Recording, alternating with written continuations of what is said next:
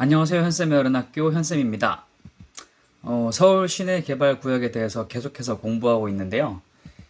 역시 부동산은 공부가 많이 필요하다는 생각이 듭니다. 이번 영상에서는 중구 쪽에 가장 핫한 더블 역세권 세 곳인 신당역, 청구역, 약수역에 대하여 알아보겠습니다. 이 세 역은 6호선이 통하고 각각 2호선 신당역, 5호선 청구역, 3호선 약수역이 교차하는 곳으로 용산 개발로 6호선의 가치가 올라가고 종로 쪽의 구도심의 상업지역이 확장 개발되면서 향후 가치가 많이 뛸 것으로 기대되는 지역입니다. 서울 구도심을 다시 세운 상가라는 이름으로 리모델링하고 남산 둘레길과 연결하는 재생사업도 시행하면서 관광 인프라와 상업시설을 활성화하겠다는 전략으로 정면에 다시 세운 상가 광장을 조성하고 공중보행길을 조성하는 등 차도로 인한 단절을 일부 해결하는 모습을 보이고 있습니다. 오늘 살펴볼 지역은 서울 시내 3도심, 종로, 여의도, 강남을 말하죠. 3도심 중 종로와 강남을 연결하는 교차점에 있습니다.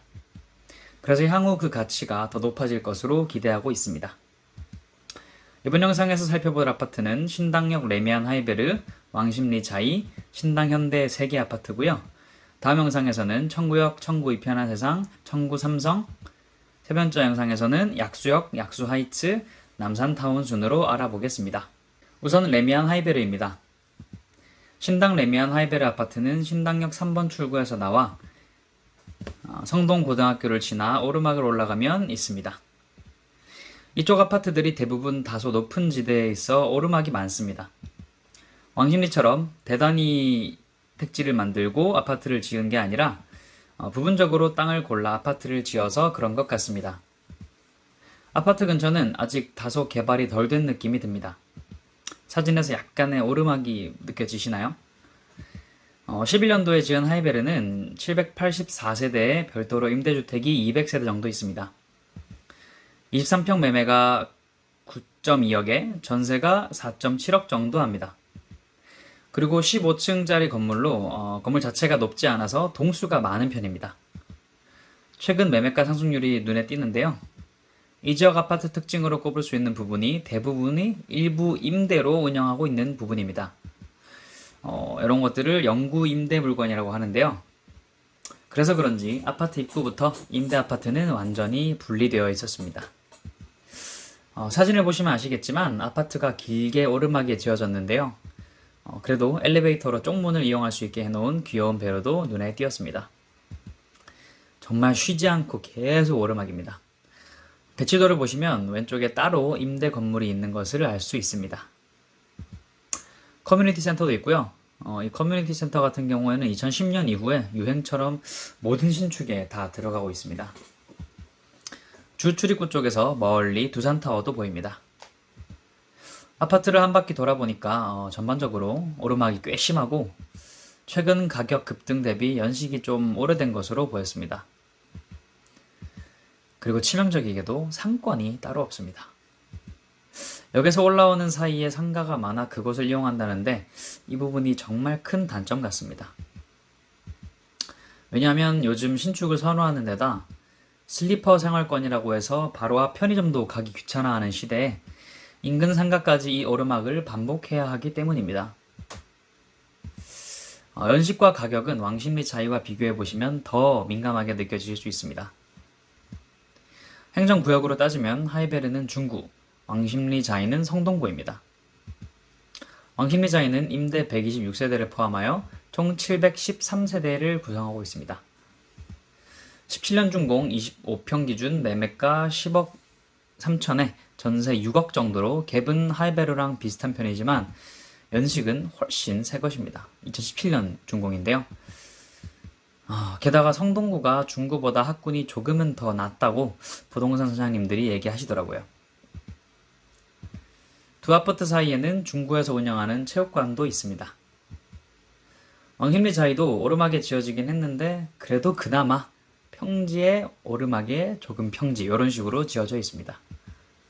전반적으로 동별 배치는 우수하고 관리도 잘 되는 것 같았습니다. 아파트 단지 안의 깊은 내리막은 이쪽 지역 아파트들의 어쩔 수 없는 특징인 것 같습니다. 하이베르와 자이를 비교해 보자면 똑형이 보기에는 자이가 장점이 조금 더 많아 보였다고 합니다. 향후 가격도 그렇게 갈지는 물론 지켜봐야겠습니다. 다음으로 신당 현대아파트를 알아보겠습니다. 93년도에 지어졌고 942세대에 26평 기준의 매매가 6.5억, 전세가 3.5억 정도 합니다. 신당역과 상왕십리역 인근으로 2호선을 타셔야 하는 분들 중에 신축을 사기에는 다소 부담스러운 분들에게 괜찮은 대안이 될 수 있을 것 같습니다. 신당 현대아파트는 현재 재건축을 준비 중이라고 합니다. 26평 기준 대지 지분이 13평 정도 된다고 하니 참고하시기 바랍니다. 똑형이 현장을 방문해서 느끼기에는 재건축이 본격적으로 진행이 된다기보다는 이제 슬슬 재건축 시기가 되었다 정도였다고 합니다. 재건축 추진위원회도 아직 설립이 되기 전 같았다고 합니다. 물론 구축 아파트다 보니까 주차 공간이 현재 가구당 0.8대 수준으로 많이 부족합니다. 지하 주차장도 따로 없어서 지상에 전부 주차를 해야 돼서 사진처럼 아주 빡센 주차난을 보여주고 있는데요.